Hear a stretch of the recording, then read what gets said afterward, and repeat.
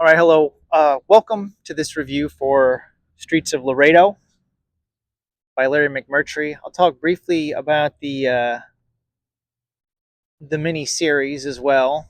They did do a mini series for this, just like they did for Lonesome Dove. But Streets of Laredo here is a sequel to Larry McMurtry's Pulitzer Prize winning novel, Lonesome Dove, this big old chunky, over 1,000 page book that is one of my favorite books of all time. And this is the follow-up to it. And here you can see it's about half as long, and in my opinion it's about half as good, and that's being polite. Look, I'm not gonna blow smoke up your backside here.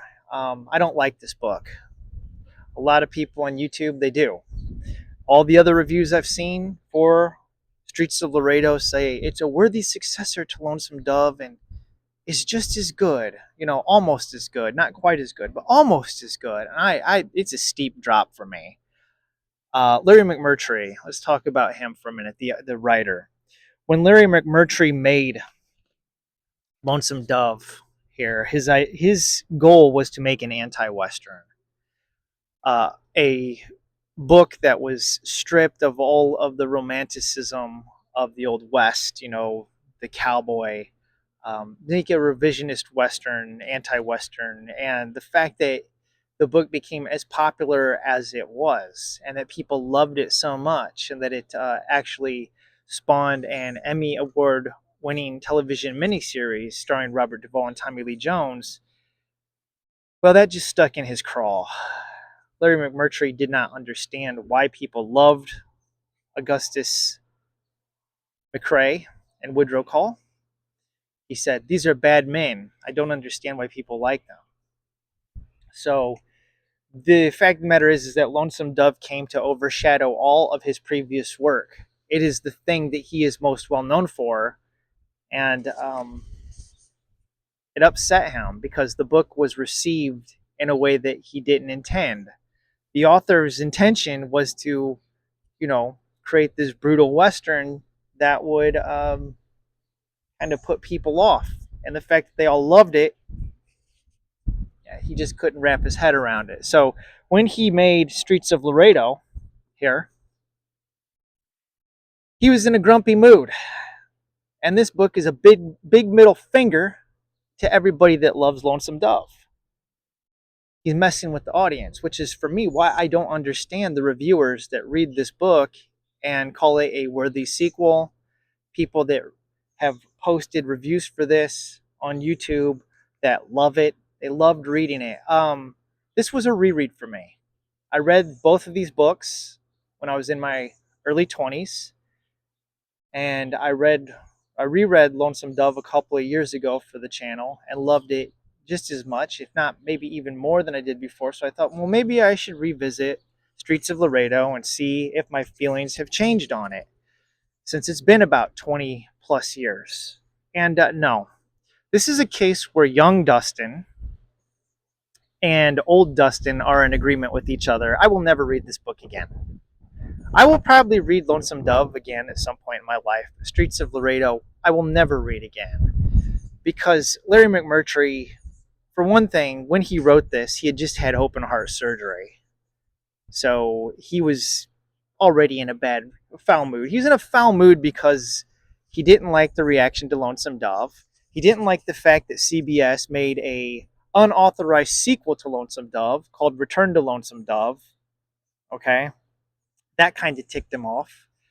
So he made this dark, depressing, dreary, nihilistic novel where an old burned out, this is 20 years after Lonesome Dove, so an old burned out Woodrow Call has become a bounty hunter. And here's the thing, we find out in the first 15 pages of this book or so the fate of everybody from the first novel. So here you go, here's the setup. This is what made me mad when I read it as a kid, in my 20s. I can't call myself a kid, as a young man, in my early 20s, and what made me upset now. Now, I'm not as upset now because I had read this before and I knew what I was in for. But I'm just shaking my head because we get a recap. He says, here's what happened to everybody, like on page 15 or so. The whole epic story of Lonesome Dove for the cattle drive to set up a ranch in Montana was a failure. Within 2 years, the entire uh, endeavor falls apart. The ranch fails. Dish Boggett goes on his way. Jasper Fant goes on his way. Newt, okay, Cole's son. Well, there's no plot resolution for him. We don't get to see any character development or coming to terms between father and son in this book. No, Newt got killed by the hell bitch. Okay, he got killed by the horse that his father gave him. So, yeah, that's awesome, isn't it? Furthermore, we find out, and this is right at the beginning of the book, that Lori, okay, Lorena, married P.I. Really?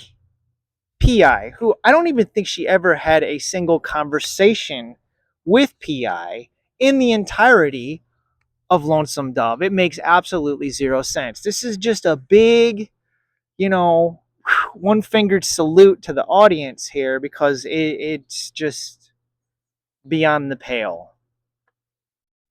Okay, so there's this young boy named Joey Garza. Is that even his name? I can't remember. He's a Robin Trains, right?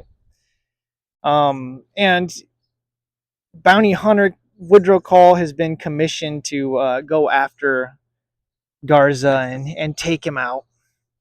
We get introduced to some characters that I don't care about. Brookshire, a Yankee from the East, and eventually P.I. tags along, but he's essentially useless in this book. I mean, this book just, I don't understand the love for it. I really don't. Try to explain it to me. We got this Mox, who is one of Blue Duck's gang from Lonesome Dove.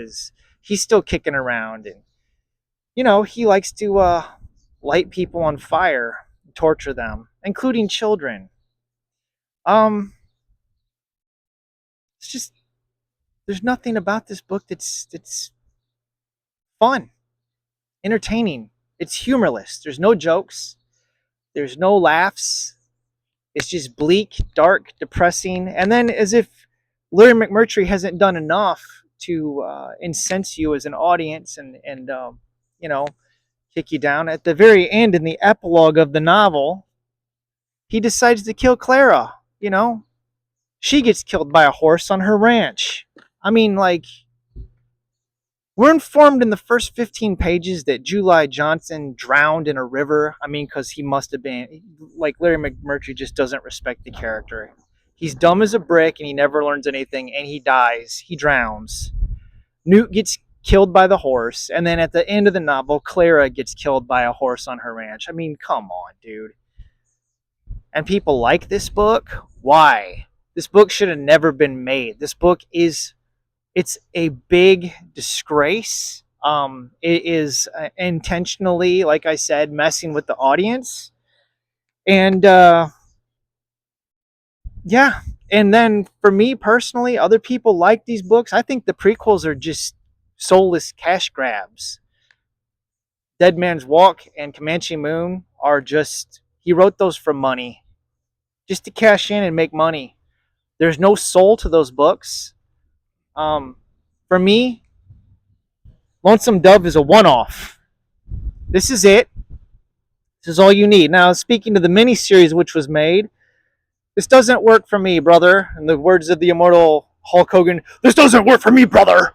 Right? Because it's James Garner as Woodrow Call and Sissy Spacek as Lorena. Sam Shepard as P.I. And, I mean, like, they're fine actors. Got no problem with them. But, no. Recasting these characters just doesn't work. For me personally. So, this is a big thumbs down. Now, it's just my personal opinion. You can go to Mike's book reviews or go to Brian Lee Durfee.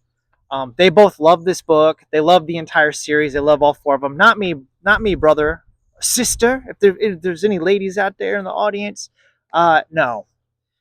I recommend Lonesome Dove, and that's it. There are much better westerns that you can read than Streets of Laredo, Dead Man's Walk, Comanche Moon. You know, I mean, that's read The Searchers by Alan LeMay, read Shane by Jack Schaefer, read Hondo by Louis L'Amour, read The Assassination of Jesse James by the Coward Robert Ford by Ron Hansen, True Grit by Charles Portis. All better books than these. Woe to Live On, right? By Daniel Woodrell.